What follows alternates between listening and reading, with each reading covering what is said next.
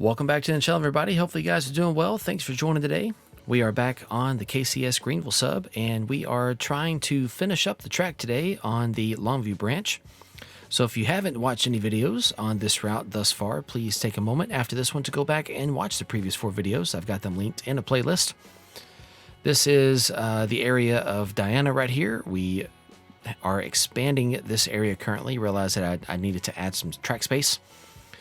So just added a few feet of track there. This is an HO scale. We're going to continue to push the aisle out a bit. And the biggest reason for that was just to make sure that we got a little bit more space between Diana and Longview. Really actually Diana and Judson. So in the city of Longview, there's a community called Judson. And in our railroad here, we are having some rail service in Judson. A couple of industries that exist. May have changed their names a bit, but they don't have any rail service, of course. But we are continuing our fictional branch line here all the way down to the south end of Longview. And you'll see us lay out the UP staging yard here a little bit later, where we have our interchange with the Union Pacific, which does actually exist in Longview. It just, the tracks don't head north. They head south. But there we just finished up previously laying out the spur for Saturite lumber. And then here we have a spur for a scrapyard on the left, and on the right we have 2 spurs for a cast concrete company that just basically takes in concrete, or sorry, takes in cement and makes their own concrete, and then they use that to create cast concrete pipes and things that would ship out on flat cars. So, and then one thing I realized that I had not been adding as I was going through this is I had not been adding any bridges. And there are several places between Diana and Longview where you cross either like the Big Cypress Creek, the Little Cypress Creek, a couple other small waterways here and there. And so I was like, you know what, let's get some bridges in just to kind of represent that. Obviously, these bridges don't actually exist. I think back in the days when this rail line did exist, I would completely imagine that the bridges were probably just wooden trestles. It was the 20s, the 1920s. Now that it's the 2020s, it was the 1920s. And I really don't think the line ever had the kind of capital to build anything more than just wooden trestles. So, but hey, here we are in the 21st century, and so we have a nice steel truss here. I'm going to be honest, I didn't have the most fun building this bridge, but I'm happy to do it because it's going to be a good feature. But when you kind of scratch build a bridge by putting pieces together to get something that fits, you kind of have to make some compromises. And if you look closely enough, as I build this bridge, you'll kind of see some of those compromises that I had to make. They're not terrible ones, They're just a little bit frustrating. Ones I'm not hugely a fan of, but it is what it is. Yeah, we made it work, and I'm not ashamed of the fact that I made it work. So, but here you kind of get to see some of that painstaking process, because it was definitely not a lot of fun in that regard. The finished product, though, was totally worth the effort. So definitely glad I took the time to do it. Went ahead and did a little reset here. The one thing I didn't measure out was on the truss. It's supposed to be 150 feet. I did not measure out to see if it's actually 150 feet. I did measure an HO scale. I think it was like 1.5 feet maybe. But that is not 150 feet in real life. So it's not far from it, but it's not 150 feet. So the truss is a bit shorter than what it was designed for, and that's okay. But one thing about this part of East Texas is next to the waterways, there are a lot of cypress trees. Hence why it's called the Big Cypress and the Little Cypress Creek. Since we don't necessarily have, at least that I found, specifically cypress speed trees on the download station or built into the program, I decided I would add in what kind of looks to be roughly the closest type of tree I could find. So here in a little bit, you'll see me add in some of the trees. They're probably more like either firs or aspens.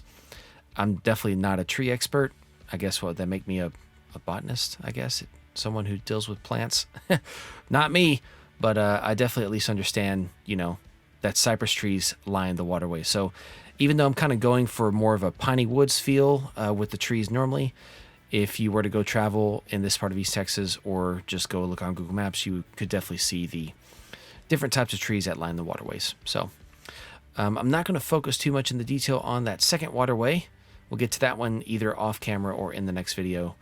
I spent a lot of time on this video here kind of working on this bridge, so I might do that next bridge off camera.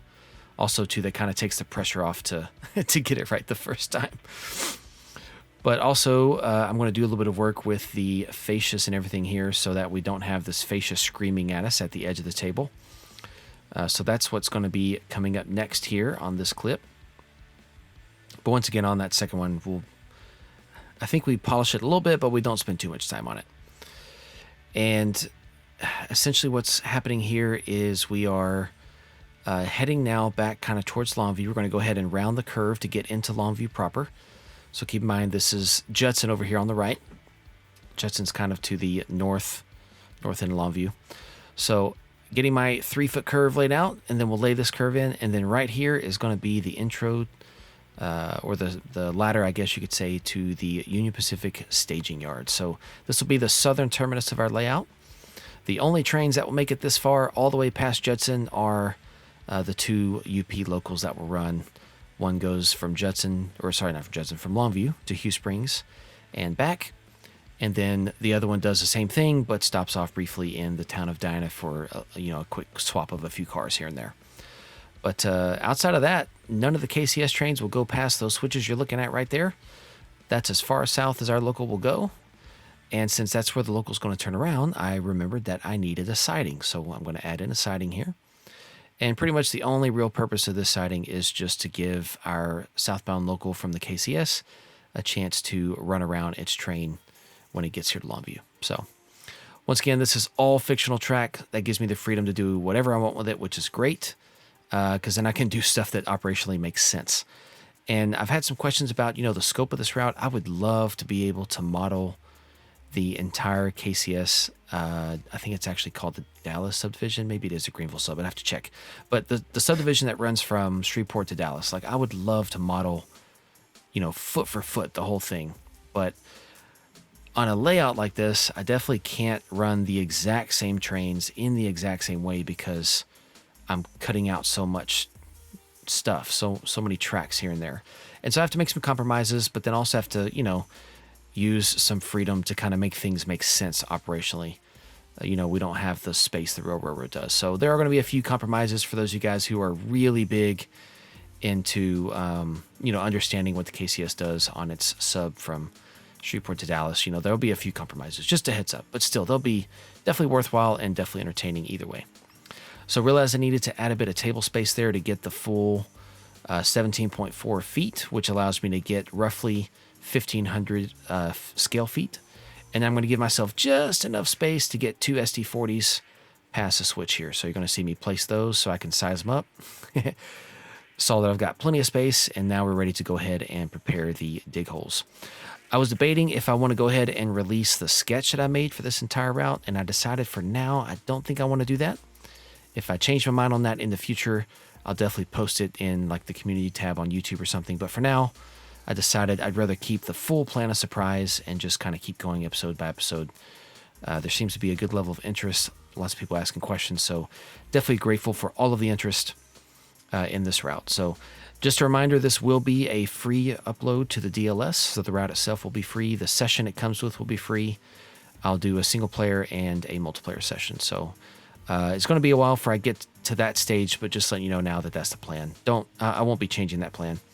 The Coxton sub, I'll keep as a payware route, but this one will be free. So, and now, if you love watching people adjust tables and table splines, you're going to see me mess around with this for a little while and just crack my skull against the wall a couple times. It really wasn't as bad as it could have been. A few years ago, I did something like this for the first time ever, and it was absolutely a horrific nightmare, and I just swore I'd never do it again. But here we are, doing it again. It's totally worth it, though. But here, I guess we can say this is like the Big Cypress Creek. So we'll throw some water in there, get some trees and some textures and painting and everything done here in just a minute. Just make it look a lot nicer. But just trying to polish the edges off, get some of those shadows out of there, get the texture to not be quite so steep. I originally had planned actually to make it a little more shallow as well, and then I forgot. And so once I got this far and I remembered that, I was like, nah, too bad. I'm not going to fix it now. So we're going to go ahead and keep it. It's about 10 meters below the track line. So a height measurement of -10, roughly. But the other bridge, just kind of around the corner there, I will go back and raise up the creek level on that one since, we're modeling something a few miles away. Technically, as the trains run north out of Longview, which with the current camera view, that is to the, well, now it's to the right, kind of, all right, to the left. So as you head left on the layout, you're actually heading north until you get to Hugh Springs, and it's an east-west layout. And as you head north, the elevation of the ground above sea level is, on average, increasing. So technically, it would make sense for creeks down closer, I guess you could say downstream would be at a lower level, but we're going to do the opposite this time, and that's okay because it's a layout, and we're not going to worry about that kind of micro detail. Plus, I highly doubt that really anyone's going to bother checking that kind of stuff. But you heard it from me, so you at least know it exists. These are the kind of things I think about. Maybe it's too much. I'm not sure. It doesn't hurt my feelings. I enjoy it, so I like to think and plan and then see what I can come up with and, figure out solutions to problems and compromises as I go. That's why I like building routes so much, is because it's always, a set of unique challenges within the game, limitations, but also, trying to create a certain view or communicate a certain idea or a feeling or a setting, and then getting everything squared away for that. It's always a big balancing act, and I love it. I think as long as I play trains, I'll be building routes. Of course, I operate them as well, because I don't build them just to look at them. All right, I do believe that I'm not going to take the fascia much farther than this for now. I do think I just kind of take it to this corner and call it a day. Just kind of getting everything lined up, which is good. I realized kind of at some point, I was like, I need to start doing some scenery. Watching track is fun to a point, but, I highly doubt anybody likes to watch someone build a model railroad table with, a wall and a fascia there. So we're moving on from that, which is good. Just laying out my dirts. I am using all PBR. A few of them are packaged. This is the one exception to my no pay word, no package rules, is when it comes to the textures. I do use a couple of packaged textures, but they're built-in packaged ones, so that you don't have to grab any external DLC or anything. All right, and then I'm going to kind of play around with the water.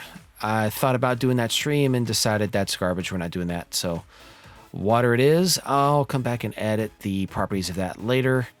Probably make it choppy or something. We'll see. I haven't got there yet. Not worried about it just yet. But I definitely wanted it to not look like just a sitting pond. So, load out a few areas, raise up a few areas, kind of break it up a bit. And then we'll start getting some trees and things in there. Trees and bushes. One thing about the big and little Cypress Creeks, both of them have a ton of trees and bushes everywhere. So it's really hard actually to get down to the creek to go fishing. It's just junk everywhere. Junk being, bushes. So you get to a bush only to find a really big snake or something waiting for you. So here we are with those trees I mentioned. So they probably are more like firs or aspens. I'm not huge really into trees. I definitely make compromises when it comes to trees. But these are, communicating the idea of the cypress trees, which is what the creek is named after. So definitely not negotiable on the placement of those trees. Definitely going to use them. They're more or less evergreens. I know that much. I do know that cypress trees are evergreens as well, at least the ones that are out there in East Texas. So that is fitting. But, speckled in throughout this route will be obviously mostly pine trees, but at certain areas, especially along, some of the roadways and whatnot, there are quite a few farms here and there. Not really major farms for growing crops. We really in East Texas mostly do livestock. I mean, the ground is decent enough. With enough fertilizer, you could grow some crops, but most people just don't. The land is mostly broken up into smaller plots. About the only thing that's grown that I've really noticed in any sort of large amount nowadays is things like hay, grasses, or, like potatoes. So, but yeah, we'll mostly focus on, the pastures that everybody uses to support the livestock industry. So we are getting fairly close to the end of the video. There's just a little bit more scenery I'm going to do, but just want to go ahead and make sure I say thank you guys for watching. Thank you for tuning in to another video here on DH Trains. And most of all, if you've made it this far, thank you that we have made it to 500 subscribers. That is super exciting. Definitely go check out my community post about that if you kind of want to hear my thoughts on that. But very grateful. That's my biggest feeling, and excited, that the channel continues to grow. So it's always free to leave a like and a comment. Even if you're not a huge fan, you can always still leave me a comment.